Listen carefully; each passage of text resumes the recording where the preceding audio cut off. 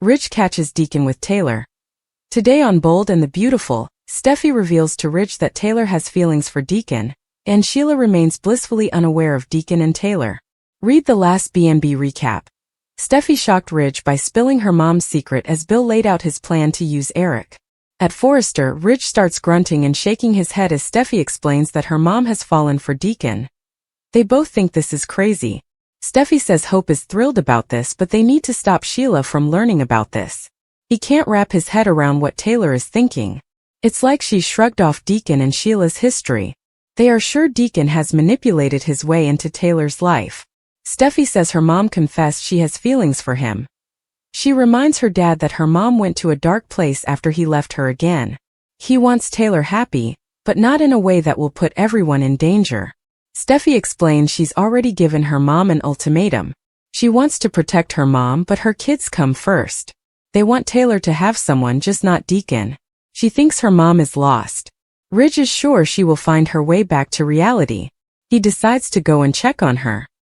He assures her that Deacon will not be in her mother's life. In Taylor's office, she and Deacon are making out. She says they shouldn't do this. They pant. He announces he's going to resurrect the bikini bar and turn it into his restaurant. He's living up to his full potential because of her. She's taught him to want and do better. Deacon says he's been closing himself off to his wife for his sake and his kids. They are afraid of the woman he's with and he doesn't want to lose them. Taylor points out that the closer they get, the more she risks driving her kids away. He hates the position she has been put in, but what they have is pure and true, and he doesn't think she wants him to let HR go. As they kiss, Ridge barges in and slams the door. He declares that Deacon is putting her and her family in danger. This ends now, Ridge orders. Hope walks into Il Giardino, spots Sheila and tries to run. Sheila stops her to talk about her favorite ravioli and how Deacon prefers goat cheese to brown butter. Hope asks where her dad is. He's with Taylor, says Sheila. Hope giggles awkwardly as Sheila talks about how Taylor always finds a way to squeeze Deacon in. Sheila says it's like Taylor has breathed new life into her husband and their marriage. Hope plays with her hair as Sheila goes on about Deacon and Taylor's late-night therapy sessions. Hope says she just wants her dad happy. Sheila says she adores him with her whole heart. She adds that the tension with her and Deke is hard on their dad. Sheila wants to be there for both of them and for them to be family. It would be easier if they both accepted she's Deacon life partner. To death. She insists on giving Hope extra pizza to show she can be nice. Hope has known her for her whole life and she has tried to see the nice side for her dad's sake. But she's not sure she can understand what drew them together. Sheila says it's unique and powerful.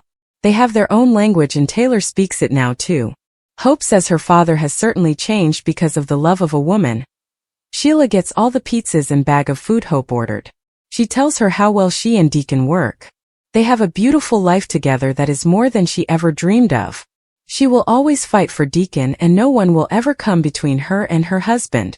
Ridge's voice cuts through the room like a blade, sharp and final, and the air in Taylor's office seems to cake the moment he says, "This ends now."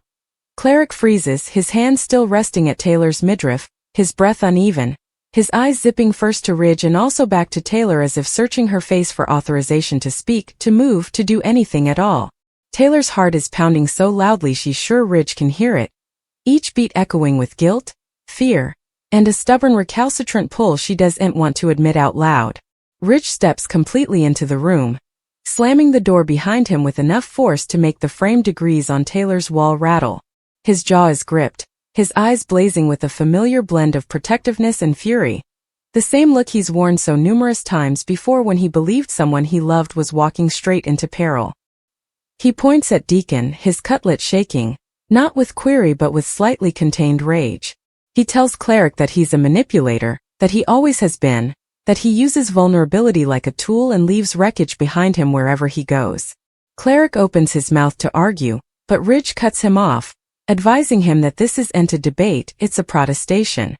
Taylor feels caught between them, two men who represent veritably different chapters of her life, and the weight of Ridge's words presses down on her casket.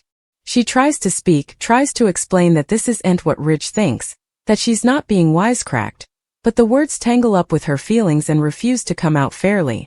Ridge turns to Taylor, his tone softening just enough to hurt more than the wrathfulness. He tells her he came because he's upset, because Steffy is upset, because the kiddies are upset, and because he can't stand by and watch her put herself and everyone she loves at threat.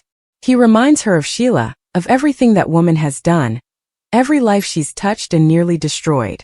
He asks Taylor how she can look past that, how she can ignore the peril standing right next to her. Taylor eventually finds her voice, though it trembles as she insists that she knows exactly who Deacon is, that she's not eyeless or naive, and that she wouldn't be then if she didn't believe he's changed. Ridge scoffs, shaking his head, saying he's heard that line before, that they've all heard it ahead, and it always ends the same way. Cleric way forward, his voice steady but simulated, telling Ridge that Taylor isn't some fragile thing that needs delivering, that she's a strong, intelligent woman who sees him for who he's now, not who he was at his worst. Ridge laughs plaintively, criminating Cleric of rehearsing that speech, of saying whatever he thinks Taylor wants to hear. He warns Cleric to back down, to walk out, and to stay down from Taylor and her family for good. Taylor looks at Deacon, really looks at him, and sees the fear behind his bravado, the despair to hold on to commodity good in his life. She tells Ridge that she appreciates his concern, that she knows it comes from love, but that she's allowed to make her own choices. Ridge's eyes fill with disappointment, and that hurts further than any cry ever could. He tells her he wants her happy, but not at the cost of her safety or her relationship with her children. He says Steffy has formally drawn a line, and Ridge is prepared to draw one too if he has to. The room feels unbearably small as Taylor realizes just how important she stands to lose. Cleric reaches for her hand, but Ridge snaps that he doesn't have the right to touch her. Taylor gently pulls her hand down anyway, torn, disaccorded, overwhelmed. She asks Cleric to give them a moment, her voice slightly above a tail. Deacon hesitates, also nods, shooting Ridge a look filled with resentment before exiting the office, the door closing vocally behind him in stark discrepancy to the chaos he leaves before. Alone with Ridge, Taylor eventually breaks down, gashes discovering over as she admits how lonely she's been, how lost she felt after Ridge left her again, how Deacon heated when she felt unnoticeable. Ridge's wrathfulness fades into commodity-like remorse, and he tells her he no way meant to hurt her, that he hates knowing she was in pain. He reminds her that there are healthier ways to heal, safer ways to find fellowship, and that Cleric is a complication she doesn't need. Taylor wipes her gashes, averring that what she feels isn't a mistake, indeed if it scares her. Ridge sighs, exhausted, telling her he can't support this and won't pretend to be okay with it. He leaves her with a final warning: Sheila will find out, and when she does, there will be consequences no bone can control. Meanwhile at Il Giardino, Hope walks out into the sun with the heavy bag of food Sheila claimed she'd take, her smile fading the moment she's out of sight.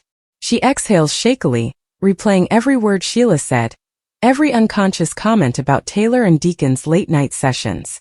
Hope knows this secret is a ticking time lemon, and she feels sick knowing her mama and Steffy are trying desperately to keep Sheila in the dark. She ganders back through the eatery window and sees Sheila bulging around happily, fully ignorant that her perfect little world is cracking beneath her bases. Hope prodigies how long it'll be before the verity explodes, and who'll be standing in the blast zone when it does. Back at the Precipice house, Steffy paces restlessly, checking her phone every many seconds, staying for news from Ridge. Finn tries to calm her, reminding her that Ridge will handle it, but Steffi can't shake the dread ringing in her gut. She tells Finn she feels like she's watching her mama walk straight into a agony, one that could drag all of them down with her. Finn reassures her that Taylor is strong, but Steffi snaps that strength doesn't make someone vulnerable to manipulation or peril. When her phone eventually buzzes with a communication from Ridge saying he's on his way, Steffi feels both relief and fear, knowing whatever he has to say will change everything. Cleric wanders the thoroughfares erratically after leaving Taylor's office, his studies twisting. He knows Ridge is right about one thing: Sheila is changeable, and if she senses indeed the fewest treason, all hell will break loose. He tells himself he should walk down from Taylor to cover her, to cover his kiddies, to keep Sheila calm, but the idea of letting go of the one person who truly believes in him feels unsupportable. He ducks into a quiet corner, calling his son, his voice cracking as he asks how he's doing, reminding himself what's at stake. When he hangs up, Cleric gapes at his reflection in a darkened window, questioning whether loving Taylor is worth the chaos it's bound to bring. That evening, Sheila hums happily as she closes up Il Giardino, replaying her discussion with hope in her head and smiling to herself. She feels secure, confident, convinced that her bond with Cleric is unbreakable. She has no idea that Ridge has brazened Taylor, that Steffy has issued duns, or that Hope is floundering under the weight of secrets. Sheila locks the door, brooding to herself that nothing will ever come between her and her hubby, her words carrying a nipping certainty that lingers in the empty road. As night falls over Los Angeles, Taylor sits alone in her office, gaping at the settee where she and Deacon participated stolen moments, gashes sliding quietly down her cheeks. Ridge sits with Steffy at the Precipice House, delivering the news with a heavy heart, admitting that Taylor didn't deny her passions, and that this situation is far from over. Steffy feels wrathfulness, sadness, and sweat collide as she vows to cover her family at any cost. Hope lies awake in bed, visited by Sheila's words about love and fidelity to death, wondering how much longer the verity can stay buried. And Cleric stands on his deck, phone in hand, gaping out at the megacity lights, knowing that the choices he makes next could either save everyone he loves or destroy them all. The lines are drawn, the secrets are cracking, and Sheila's joyful ignorance hangs by a thread, ready to snap. On the bold and the beautiful, love, fidelity, and peril are formerly again on a collision course, and when the verity eventually comes out, nothing will ever be the same. The following morning breaks with a deceptive calm, sun discovering over the escarpments and into the quiet apartments of the Precipice House, but beneath the warmth lies a pressure that refuses to ease. Steffy sits at the dining table with a mug of coffee gone cold in her hands, gaping at nothing, replaying Ridge's words from the night ahead over and over again. He tried to soften the blow, but the verity was necessary. Taylor hadn't denied her passions for Cleric, and worse, she hadn't promised to end effects. Steffy exhales sluggishly, wrathfulness stewing just beneath the face as Finn moves around the kitchen, trying to act normal for the kitty's sake. She eventually looks up and tells him she can't just sit back and stay for disaster. Finn listens still, knowing better than to intrude, and when she finishes, he reminds her that defying her mama again might only push her further down. Steffy snaps back that silence hasn't helped either, that every nanosecond Sheila remains in the dark is another nanosecond closer to an explosion. Finn reaches for her hand, resting her, but indeed his steady presence can't completely calm the storm brewing inside her. Across city, Taylor arrives beforehand at her office, hoping the quiet will help her suppose, but the silence only amplifies her guilt. She renewals Ridge shambling in, the disappointment in his eyes cutting deeper than his wrathfulness ever could. She sinks into her president, gaping at her notes from sessions with cases, wondering how she can guide others through emotional minefields when she feels so misplaced herself. When her phone buzzes with a textbook from Deacon, "I'm sorry about history. I know I wanted to hurt you." Her heart clenches. She types out several responses, deletes them each, and eventually sets the phone down without replying. She tells herself she needs space, clarity, but indeed as she tries to concentrate on her work, Deacon's words echo in her mind what weave is pure and true. Cleric, meanwhile, paces the empty eatery before opening hours at Il Giardino, running his hands through his hair, his jitters raw. Sheila chatters happily hard, fully unconscious, talking about menu ideas and how agitated she's for the future of the place. Cleric nods along, forcing grins, his stomach ringing with every tender word she throws his way. When she mentions Taylor again, praising her influence, her kindness, her special connection with him, Cleric nearly flinches. He defenses himself, claiming he needs air, and way outdoors, leaning against the slip-up wall as he struggles to breathe. He knows he's living a taradiddle, and he knows falsehoods have a way of turning deadly where Sheila is concerned. Latterly that day, Ridge storms into Forrester Creations, his mood dark and unyielding. Brooke notices incontinently, asking what's wrong, but Ridge skirmishes her off at first, heading straight to his office. Brooke follows anyway, closing the door behind her and demanding answers. Ridge eventually unloads everything. Steffy's disclosure, catching Taylor with Deacon, his fear that Taylor is risking everything. Brooke listens, her own shock apparent, but she's careful with her words. She admits she's upset too, but she reminds Ridge that Taylor is an adult able of making her own choices. Ridge snaps that those choices could get people hurt, that Sheila is a ticking time lemon. Brooke sighs, torn, knowing each too well how dangerous Sheila can be, but also fading the familiar pattern of Ridge trying to control situations born from fear. The discussion ends undetermined, both of them frustrated, both apprehensive that the fallout is coming whether they're ready or not. At the cabin, Hope tries to distract herself by organizing the kitty's effects, but her studies keep drifting back to Il Giardino, to Sheila's smiling face and nipping certainty. She calls her mama, Brooke, demanding consolation, and cautiously mentions how happy Sheila seems, how convinced she's that nothing will ever come between her and Deacon. Brooke's voice tightens, advising Hope to be careful to keep her distance. Hope admits she feels like she's standing on a fault line, staying for the ground to give way.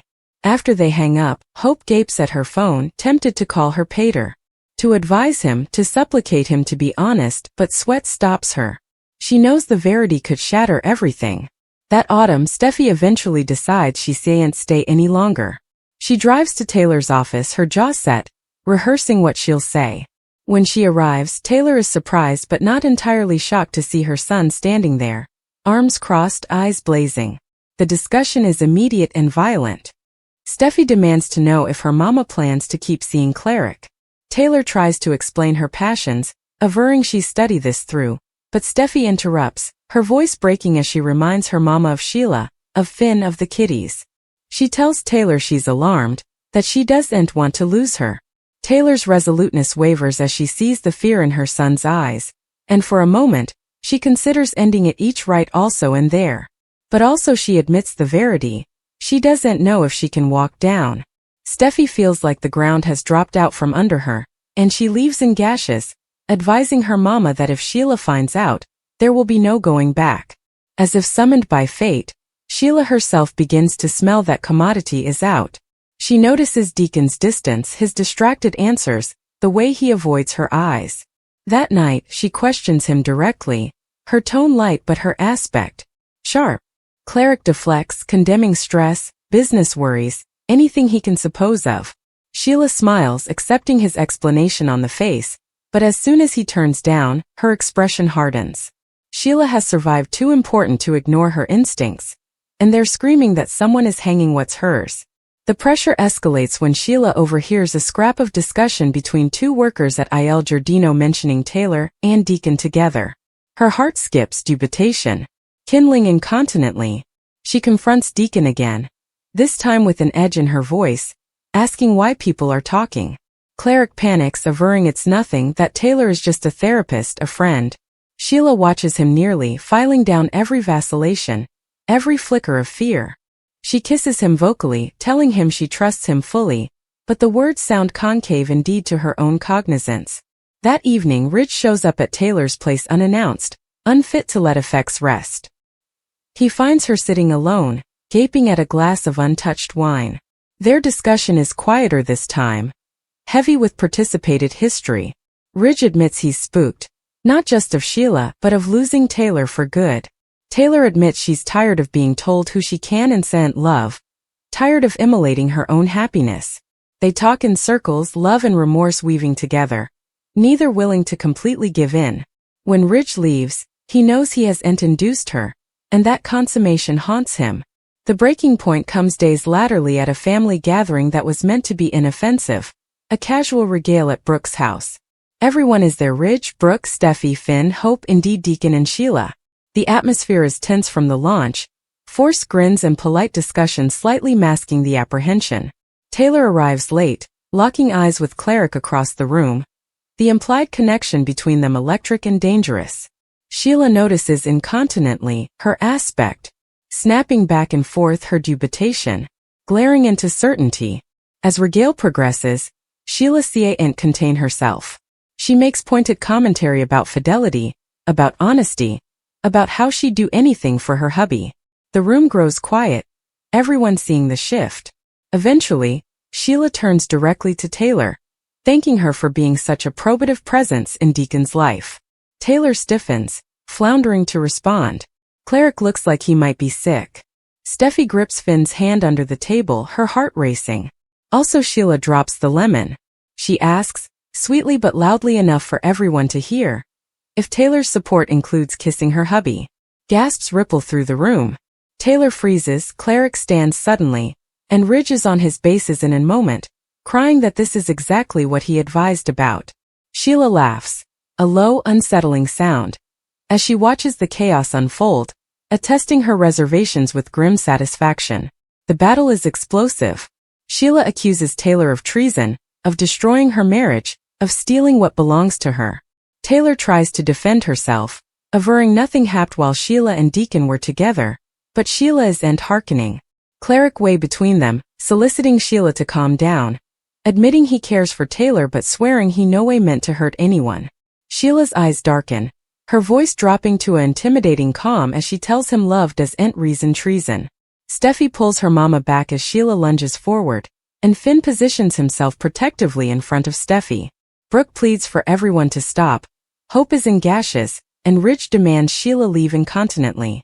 Sheila looks around the room, learning every face, every hypercritical regard, and smiles coldly. She promises this isn't over, that no bone takes what's hers, and walks down unscathed. After Sheila storms out, the damage is inarguable. Taylor collapses into gashes.